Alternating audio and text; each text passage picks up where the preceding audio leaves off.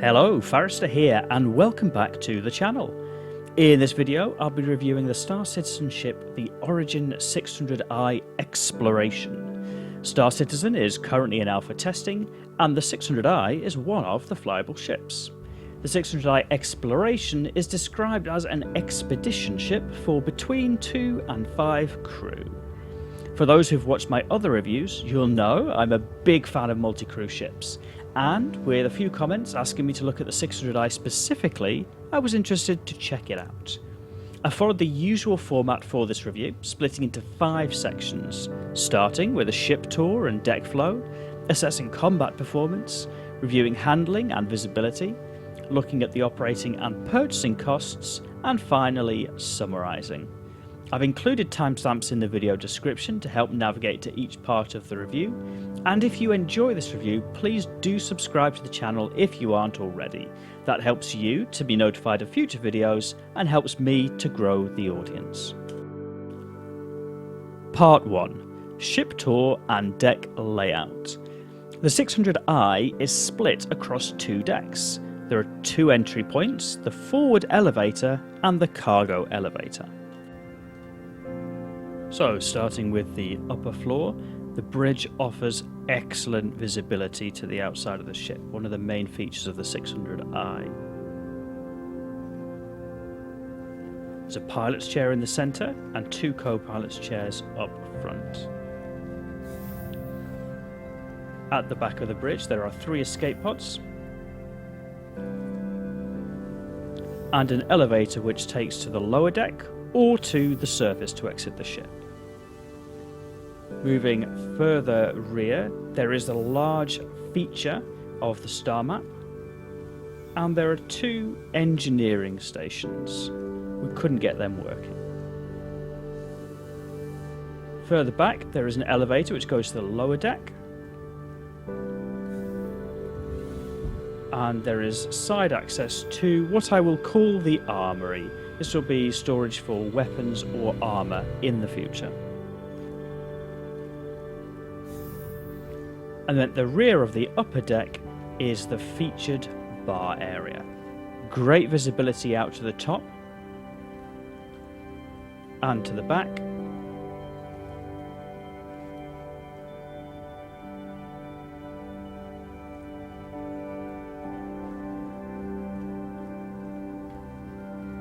And this spans across a half deck. So right at the rear there is a seating area with a marble table.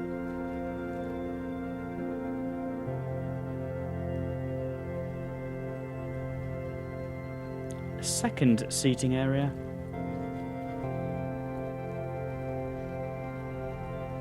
And then moving down a recreation area. There's a TV.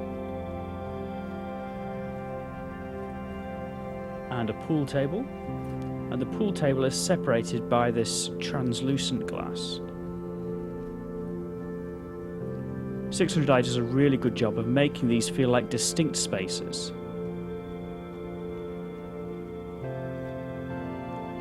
At the back there's a kitchenette and a small seating area for dining. And up to either side is a room. In this room is cargo storage flush to the wall. And at the back is component access. Now this room doesn't have a breathable atmosphere in at the moment, so you've got to be careful if, like me, you've headed in without your spacesuit.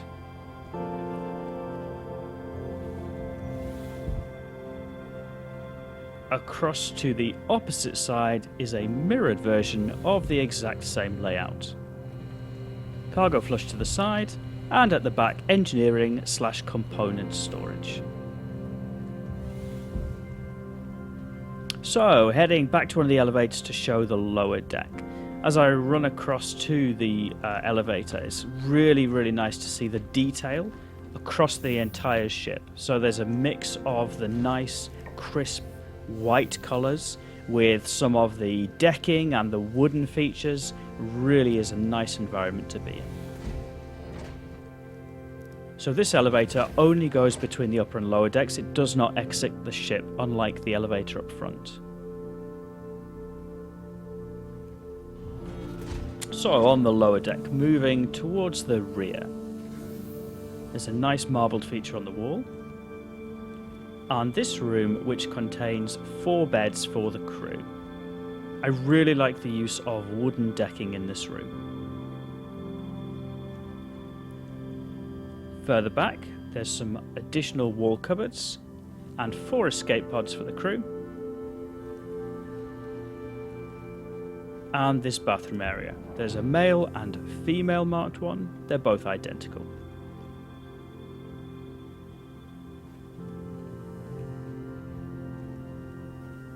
And moving forward through the lower deck of the ship. The main cargo room beneath the star map. The main feature in the centre is the cargo ramp. The cargo is really nicely stored flush against the wall. And there are 2 little cubby holes for spacesuits or similar. Now the cargo ramp in the middle will take most ground vehicles such as a Tumbril Cyclone. I really like the way that the cargo is flush into the wall. Moving further forward onto the lower deck, the elevator on the left goes to either the upper deck or to the ground, and right at the front is the master suite. Has a large bed with fantastic views out to the front of the 600i. And hidden away next to the plant wall is a bathroom. Inside the bathroom there's also a second room which has got a shower toilet combo inside. Part 2. Combat Performance. Weapons wise, the 600i is fairly well armed, offering the pilot 3 fixed size 5 weapons with 2 remote turrets equipped with dual size 3 for crew use. Additionally, there are 16 size 3 missiles. What that translates to is a very strong forward-firing punch. Of all of the ships I reviewed, the 600i was one of those that most easily dealt with claim jumper missions, largely due to the fact that I could focus on blasting out the defence platforms whilst crew picked off the parasite ships. The size 3 stronghold shield generator quite happily took the brunt of firepower thrown at it, with the shield hit messages more of an annoyance than a true warning. The remote turret arcs, however, are a little weak, largely extending to the front and rear with little coverage outside of that. That means that highly manoeuvrable fighters, especially if player piloted, could be a hindrance. Part 3. Handling and visibility. Given that the focus of the 600i is on either touring or exploration, it seems fitting that I start by talking about visibility. Aesthetically, the 600i does an incredible job of capitalising on whatever vista is happening outside the ship. There are large, unimpeded sections of glass across various parts of the 600i, including the bridge, master suite and communal rest area. From the cockpit, the pilot's chair has a good forward view and solid peripheral vision, plus the windowed roof makes it easy to see out of landing bays. Origin are supposedly an analogy for the car manufacturer BMW, but the roofs remind me more of a Tesla. There aren't any windows below, which is a shame, but that doesn't make landing too difficult due to the visibility out to the sides.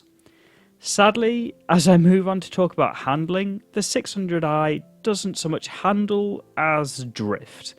At anything from SCM speeds or above, the 600i will not turn well. That's the same either in atmosphere or in the vacuum of space. Which is a shame, especially because the firepower is all or nothing, and the all is only when facing the target. It is something that experience can mitigate. The more time spent piloting the 600i, the easier it is to account for the inevitable drift. And, in fairness, at almost 100 meters long, this is no small ship. But it's the same story when it comes to braking. Even burning fuel to brake harder, it's often a long wait to decelerate. Thankfully, this is made up for in straight line speed. When accelerating directly forwards, the engines are incredible, speed builds up very quickly, and the stock quantum drive performs to an average level, not being especially fast nor especially slow, but crucially not being especially thirsty, giving the 600i a reasonable range. Part 4. Operating costs. So this is an area of strength for the 600i. The refuel, repair and rearm costs are modest to cheap, and given the size of the ship, that's a real plus. That means that heading out to tour the stars isn't going to break the bank. Moreover, it's pretty easy to make money with a 600i.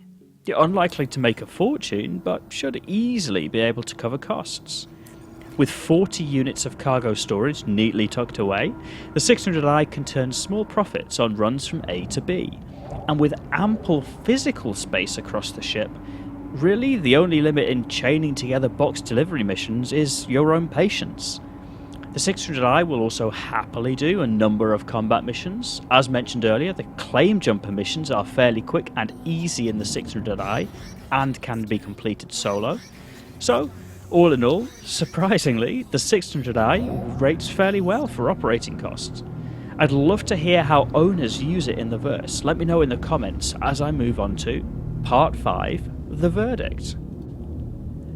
I really like the 600i. There's something that feels premium about it, from the powerful weapons, relatively strong shields, and of course the wonderful interior and panoramic views. It's a lovely environment for getting from A to B. It's a great ship for taking it easy, maybe heading out and about with some friends for a social evening on Star Citizen. The other thing worth mentioning is that the 600i does fit in a different niche to the 890 Jump.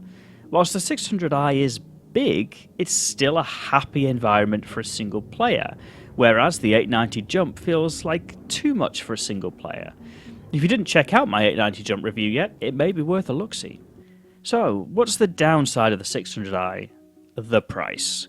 At $475, I just have to say it's not worth it. That's a lot to spend on a virtual spacecraft, and ultimately, if you're in the market to spend that, it'd be more cost-effective to buy something that turns a bigger profit in order to buy the 600i in-game. And that's where I think the 600i is worth it. At 9.5 million Alpha UEC at the moment, it's expensive, but what a fantastic environment for you and your friends. This is the sort of ship to take out to explore a new planet for the simple reason of enjoying the game, or to travel with friends or ground vehicles from point A to point B in style. I definitely recommend that and accept that as an argument for the time spent to unlock the 600i in-game. And I've really enjoyed my time flying for this review, so thumbs up from me, but not a wallet out. Once again, thank you to all of those of you who subscribe to my channel. It really motivates me to continue making these videos. Please press that like button if you enjoyed watching. And for anybody looking for a group who plays the current patch of Star Citizen regularly, I've included a link to my organisation in the video description. So, to close out, thank you for watching, and I hope you'll hear from me in the next video.